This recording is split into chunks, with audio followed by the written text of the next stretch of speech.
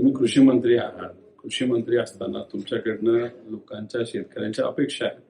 ज्या पद्धतीने तुमचा विभाग चालायला पाहिजे, तो त्या ठिकाणी चालत नाही. आणि गेल्या 4 महिन्यांमध्ये तुम्ही किती मोठे पराक्रम केलेत स्टेटमेंट करून, ते सुद्धा शेतकऱ्याच्या विरोधात. हे लोकांनी त्या ठिकाणी बघितलेलं आहे.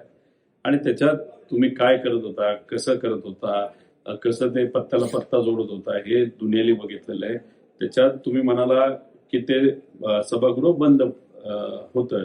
पण तुम्ही जर बघितलं तर त्याच्या मागचा आवाज बघितला तर आदिवासी भागातले जे शेतकरी, दुधाचा विषय, शेतकऱ्यांचा विषय तिथं सुरू होता आणि तेव्हा तुम्ही तिथं पत्ते खेळत होता. आमचं एवढंच मत आहे की तुम्हाला जर पद दिलं असेल तर त्या पदाचा योग्य वापर ह्या महाराष्ट्राच्या शेतकऱ्यांसाठी तुम्ही केला पाहिजे. आणि तो न करता तुम्ही अधिवेशनामध्ये काय चाललंय त्याच्याकडे लक्ष न देता तुम्ही जर तिथं पत्त्याचा खेळ खेळत असतात आणि तुम्हाला कुठेच सिरियस नसतं, हे कितपत योग्य आहे. आणि अजून एक आमचं मत आहे की तुम्ही जे पत्रकार परिषद घेतलेली आहे त्यातून तो तुम्ही जो अहंकार दाखवलेला आहे, कारवाईला आम्ही काही भीक घालत नाही, आम्ही कोणाला घाबरत नाही, जी काही कारवाई करायची करा. आम्ही ना ईडीला घाबरलो ना आम्ही कशाला घाबरलोय. आम्ही सामान्य लोकांची बाजू ही मांडत राहणार, आम्ही तिथं लढत राहणार. त्यामुळे उगाच आम्हाला तुम्ही घाबरू नका, आम्ही घाबरणारे नाही.